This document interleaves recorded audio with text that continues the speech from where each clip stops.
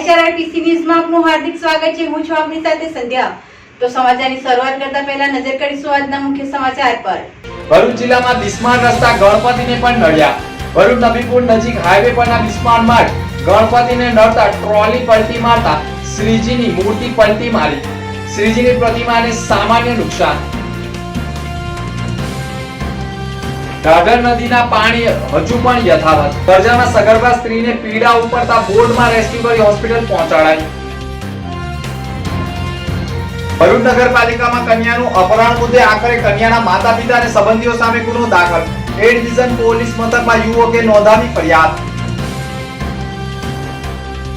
ઇસ્લામ ધર્મના મહાન પૈગંબરની ટિપ્પણી કરનાર સામે કાર્યવાહી કરવાની માંગ માટે રેલી નીકળી। કોલકાતામાં રેપિડ મર્ડર મુદ્દે પણ મુસ્લિમ સમાજ મેદાનમાં ઉતર્યું। પગપાળા નીકળી કલેક્ટરને પાઠવ્યું આવેદન।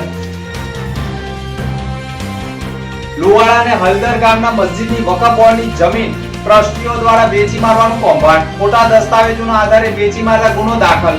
બેની ધરપકડ। ભરૂચ તાલુકાના લુવાડા ગામની મસ્જિદના ટ્રસ્ટીઓ હસીબ હસન આદમ, હાજી ઉમરજી સુલેમાન તથા હાજી અલી આદમ બંદૂકવાલાનાઓ દ્વારા વકફ બોર્ડના ખોટા વેચાણ પ્રમાણપત્રો બનાવી ભરૂચના બિલ્ડર દૈશિક હરીશચંદ્ર પટેલને વેચી મારી કરોડો રૂપિયાનું કૌભાંડ આચર્યું હોવાનું સામે આવતા નબીપુર પોલીસ મથકમાં ફરિયાદ નોંધાઈ ગઈ છે। ગુજરાત વકફ બોર્ડના ખોટા પ્રમાણપત્ર બનાવી કરોડોના જમીન કૌભાંડમાં ભરૂચ નબીપુર પોલીસે લુવાડા ગામની મસ્જિદના ટ્રસ્ટીઓ હસીબ હસન આદમ, હાજી ઉમરજી સુલેમાન, હાજી અલી આદમ બંદૂકવાલાનાઓ વિરુદ્ધ IPCની કલમો 467, 468, 471, 120B તેમજ રજિસ્ટ્રીકરણ અધિનિયમ મુજબ ગુનો દાખલ કર્યો છે અને ગણતરીના કલાકોમાં ટ્રસ્ટીઓ હસીબ હસન આદમ તથા હાજી ઉમરજી સુલેમાનની ધરપકડ કરી રિમાન્ડ મેળવવાની તજવીજ આરંભી છે। જ્યારે હાજી અલી આદમ બંદૂકવાલાઓ પોલીસ પકડથી દૂર છે।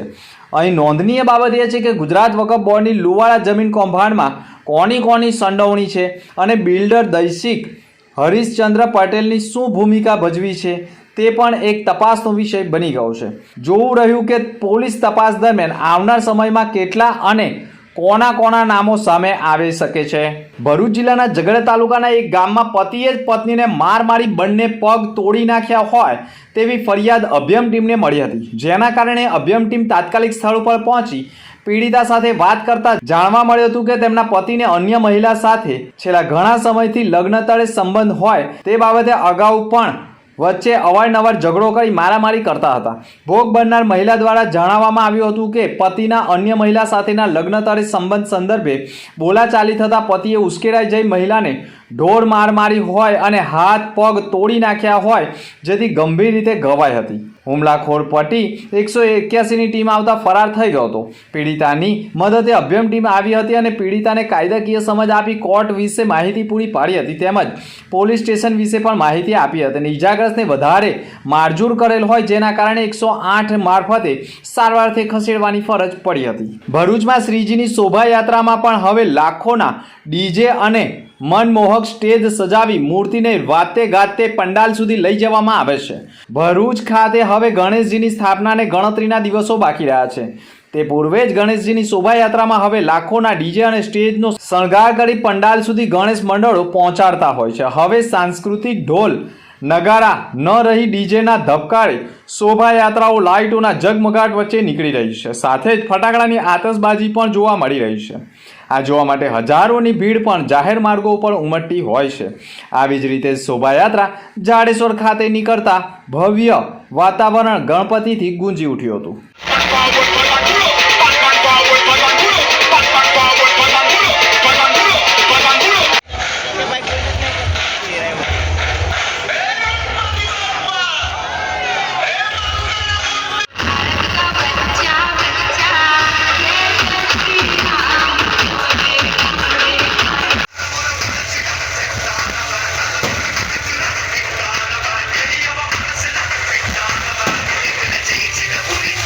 ભરૂચ જિલ્લાની હદમાંથી પસાર થતા હાઈવે ઉપર પડેલા ખાડાઓ દુંદાળા દેવને પણ નડ્યા છે।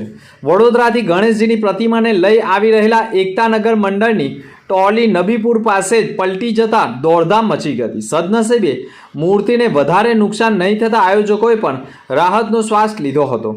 ચોમાસાની શરૂઆત થતાની સાથે જ ભરૂચમાં હાઈવે પર ખાડાઓ પડી ગયા છે. ખાસ કરીને હાઈવે પર આવેલા બ્રિજોની ઉપર તથા આસપાસનો રસ્તો ઉબડખાબડ બની ગયો છે.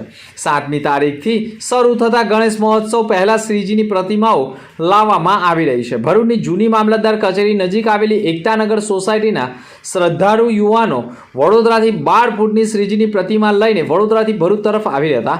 તે સમયે જ નબીપુર પાસે ખાડાના લીધે ટ્રોલી પલટી મારી જતા ટ્રોલીમાં રહેલા ગણેશજીની પ્રતિમાને સહેજ નુકસાન થયું હતું. નબીપુરથી ભરૂચ આવેલા યુવકોને નર્મદા ચોકડીથી એબીસી ચોકડી સુધીનો બિસ્માર માર્ગ પણ નડ્યો હતો.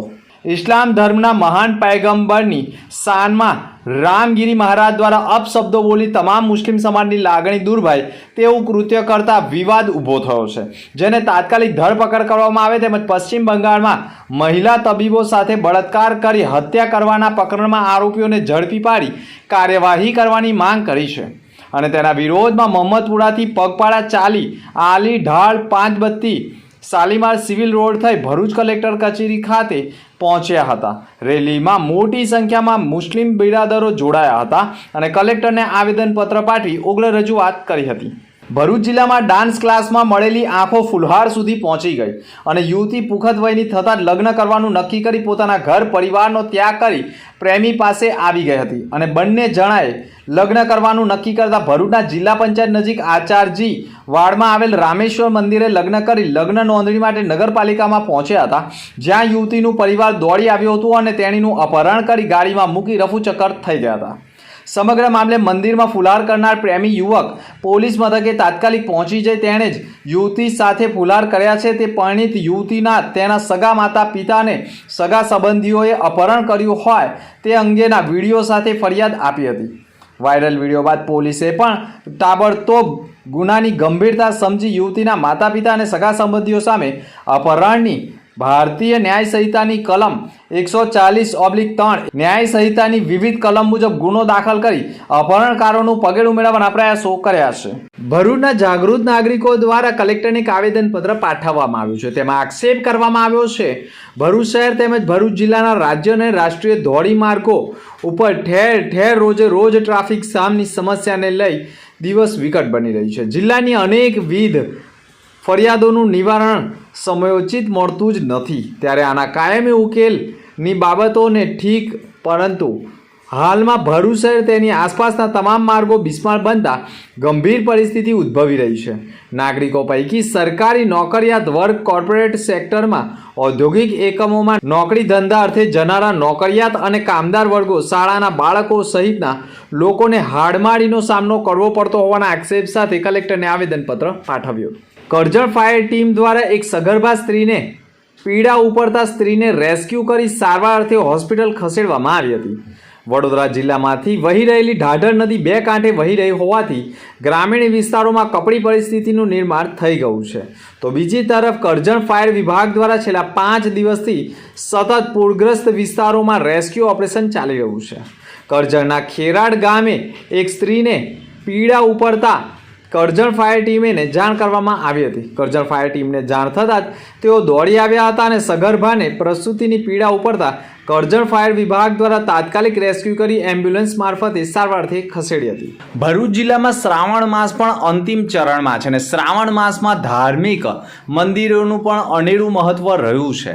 શ્રાવણ માસના દર શનિવારે પગપાળા પણ ભક્તો ગુમાનદેવ હનુમાનજી મંદિરે દર્શન કરવા જતા હોય છે અને જાહેર માર્ગો પરથી પગપાળા નીકળતા ભક્તોની પણ સુવિધા કરવા માટે પણ સેવાભાવી સંસ્થાઓ આગળ આવતી હોય છે. ત્યારે ભરૂચમાં કાર્યરત શ્રી શંકર સેવા ચેરિટેબલ ટ્રસ્ટ દ્વારા દર વર્ષની જેમ આ વર્ષે પણ ગુમાનદેવ પગપાળા જતા યાત્રિકો માટે વિનામૂલ્યે ચા અને ફરાળી ચેવડાનું વિતરણ કરી અનોખી માનવતા મહેકાવી છે. સાથે સંસ્થાના કેટલાક યુવાનોએ જનજાગૃતિના સંદેશો પણ, જેમાં હાથમાં પ્લે કાર્ડ સાથે આજની યુવતીઓ શું છે તેની ઉપર પણ એક જનજાગૃતિનો સંદેશો પાઠવતું બોર્ડ લઈને ઊભા હોવાના પણ દ્રશ્યો જોવા મળ્યા હતા. દેવાધિદેવ મહાદેવના પરમ પવિત્ર શ્રાવણ માસમાં ભરૂચમાં તપોવન સંકુલ ખાતે આવેલી શ્રી નર્મદા સંસ્કૃત વેદ પાઠશાળા ખાતે શ્રાવણ વદ 11 થી અમાસ એટલે કે 29મી ઓગસ્ટથી 2 સપ્ટેમ્બર 2024ના દિવસોમાં શિવ મહોત્સવનું દિવ્ય આયોજન કરવામાં આવ્યું છે, જેમાં પાઠશાળામાં અભ્યાસ કરતા ઋષિ કુમારો દ્વારા પુણ્ય સલીલા નર્મદા નદીમાંથી દરરોજ માટી લાવી ચિંતામણી પાર્થિવેશ્વરના 1.25 લાખ શિવલિંગ નિર્માણનું કાર્ય સવારના 9 થી 12 કલાક દરમિયાન વેદોક્ત મંત્રોચ્ચાર સાથે શિવ પાર્થિવેશ્વર પૂજન લઘુરુદ્રનું આયોજન થઈ રહ્યું છે। આ સાથે સાથે શિવ મહોત્સવના દિવસો દરમિયાન 29 થી 31 ઓગસ્ટ 2024 સુધી પરમ પ્રમાણ દર્શન પારડી વલસાડના પૂજ્ય સ્વામી નિજાનંદ સરસ્વતીજી દ્વારા શિવ મહિનાના સ્ત્રોત અને જ્ઞાન યજ્ઞનો લાભ સાંજના 6 થી 7.5 કલાક દરમિયાન આપી રહ્યા છે। 1 અને 2 સપ્ટેમ્બર 2024ના રોજ પૂજ્ય સ્વામીની શ્રદ્ધાનંદ સરસ્વતીજી દ્વારા શિવ આરાધના જ્ઞાન યજ્ઞનું પણ આયોજન સાંજના 6 થી 7.5 કલાક દરમિયાન કરવામાં આવ્યું છે। 2/9/2024 ને સોમવાર એટલે કે શ્રાવણ વદ અમાસના રોજ સવારના 9 થી 12 કલાક દરમિયાન 108 સમૂહ અભિષેકાત્મક લઘુરુદ્ર વિધિ વિધાનપૂર્વક કરવામાં આવશે। સાથે આ રૂડા અવસરમાં સહભાગી બનવા માટે સમગ્ર ભરૂચ શહેરની ધર્મપ્રેમી જનતાને પધારવા માટે પણ ભાવભીનું આમંત્રણ પાઠવ્યું છે। અંતમાં ફરી એક નજર આજના મુખ્ય સમાચાર પર। ભરૂચ જિલ્લામાં બિસ્માર રસ્તા ગણપતિને પણ નડ્યા।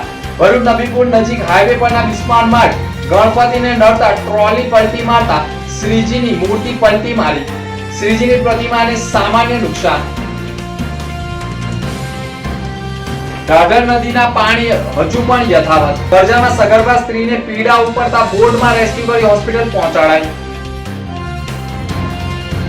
ભરૂચ નગરપાલિકામાં કન્યાનું અપહરણ મુદ્દે આખરે કન્યાના માતા પિતા અને સંબંધીઓ સામે ગુનો દાખલ। એ ડિવિઝન પોલીસ મથકમાં યુવકે નોંધાવી ફરિયાદ। ઇસ્લામ ધર્મના મહાન પૈગંબરની ટિપ્પણી કરનાર સામે કાર્યવાહી કરવાની માંગ માટે રેલી નીકળી।